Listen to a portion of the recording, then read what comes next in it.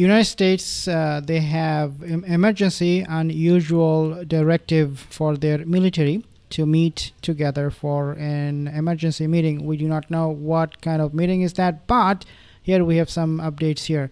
So this 3 minutes, just 3 minutes ago, or actually now more than 5 or 10 minutes ago, Pete Heck said he orders rare urgent meeting, rare urgent meeting of hundreds of generals and admirals. The Pentagon has summoned military officials from around the world for a gathering in Virginia. Even top generals and their staffs don't know the reason for the meeting. I mean, they just scanned down here, and this is highly unusual directive. According to a military analyst, quote, he said this is something very, very unusual. And this alert was sent to virtually all the military top commanders worldwide, according to more than a dozen people familiar with the matter.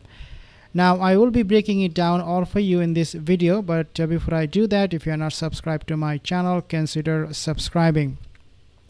Take a look at what Donald Trump just said about the war that he ended, and I will tell you why I'm playing this video, because there is something very, very interesting to notice here. Likewise, in a period of just 7 months, I have ended 7 unendable wars. They said they were unendable. You're never going to get them solved. Some were going for 31 years, 2 of them, 31, think of it, 31 years. One was 36 years. One was 28 years. I ended 7 wars. And in all cases, they were raging with countless thousands of people being killed. This includes Cambodia and Thailand, Kosovo and Serbia, the Congo and Rwanda, a vicious, violent war that was, Pakistan and India, Israel and Iran, Egypt and Ethiopia, and Armenia and Azerbaijan. It included all of them. No president or prime minister, and for that matter, no other country has ever done anything close to that. And I did it in just 7 months. It's never happened before. There's never been anything. Okay, so if he is ending the war between Iran and Israel, then why he is still talking about snapback sanction that will be imposed on Iran in 3 days' time?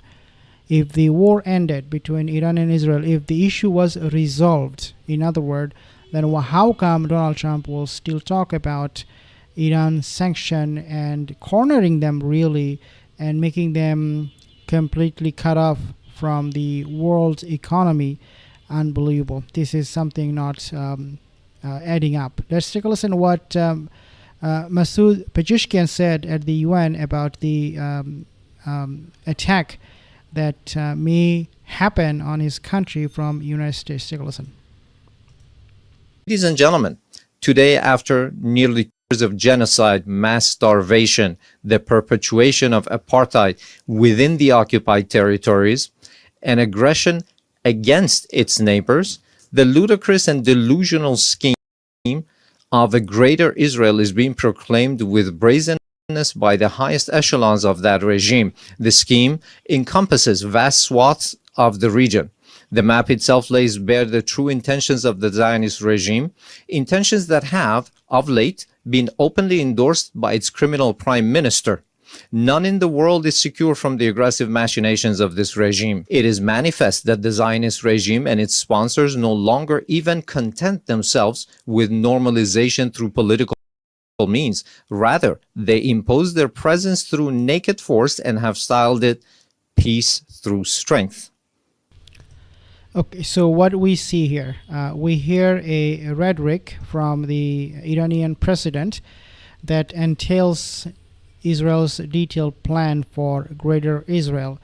Netanyahu, his best bet to accomplish that goal would be through Donald Trump. I just applied to 400 jobs in an hour. Once he's gone from the office, I can tell you guys, Netanyahu's dream will be shattered.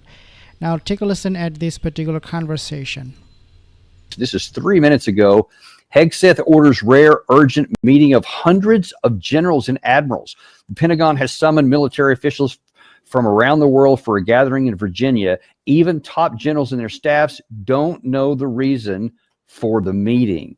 I just scanned down here, and this is the highly unusual directive was sent to virtually all the military top commanders worldwide, according to more than a dozen people familiar with the matter. The directive was issued earlier this week. Don't know what that is at the moment. That's just something that we're looking at here. But how does that strike you? So before we hear the response, there is a possibility that these generals, 800 of them at least, are meeting to discuss plan on attacking Venezuela. That is one possibility. And also the other possibility is attacking Iran. Take a listen. Yeah, highly, highly unusual. And in light of the military moves that are being made in the Caribbean and the threats being directed at Venezuela, you can't rule out that this is also part of a broader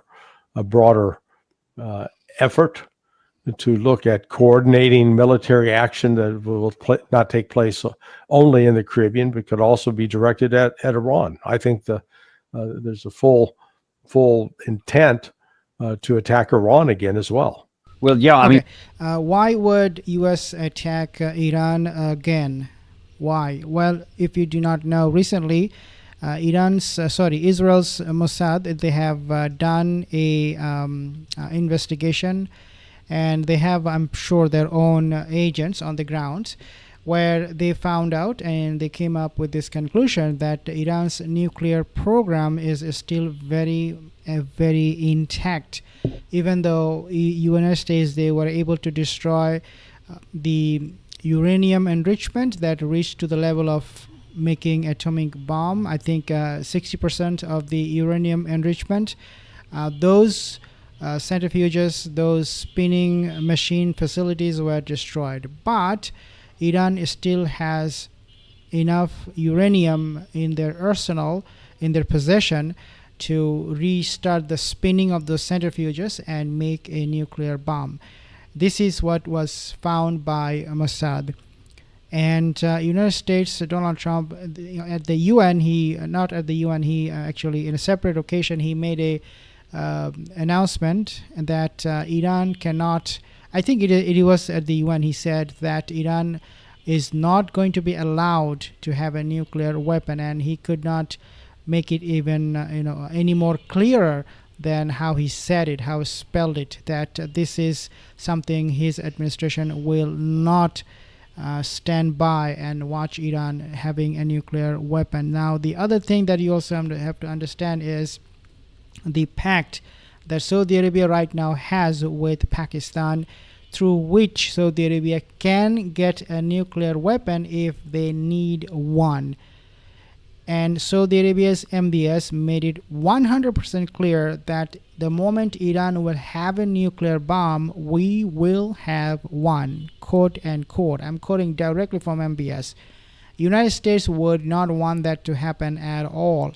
If Saudi Arabia has a nuclear weapon, then it will be against US's interest. It will be against especially Israel's interest, because remember, in that greater Israeli plan, Saudi Arabia is also included. Mecca and Medina will be invaded, attacked at some point, according to many analysts, if Netanyahu, or when I should say, he goes for the greater Israeli plan.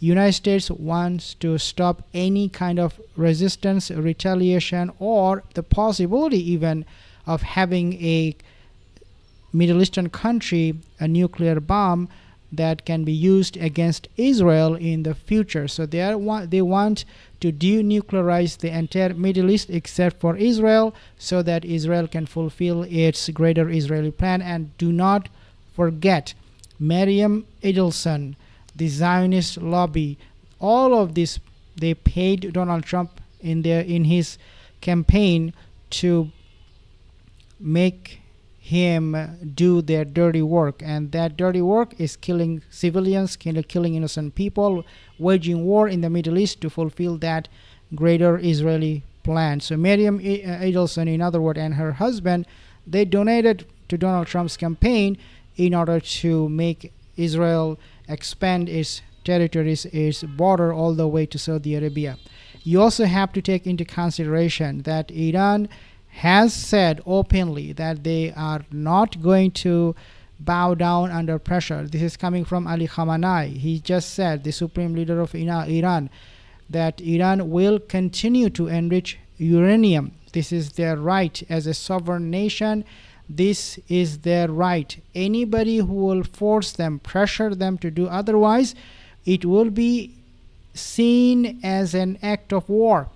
Means Iran, they will develop nuclear bomb if they have to. They will enrich uranium, and maybe not nuclear bomb itself, but the enrichment of uranium is their sovereign right, and Iran will not take anything for that. Guys, if you add all of this situation all together, what you see is nothing but chaos. I will be giving you more updates about this particular meeting of 800 US generals meeting together after Pete Hegseth, he convened them in Virginia. But before I leave for today's video, remind you just to subscribe once again to my channel for all the updates in the next video.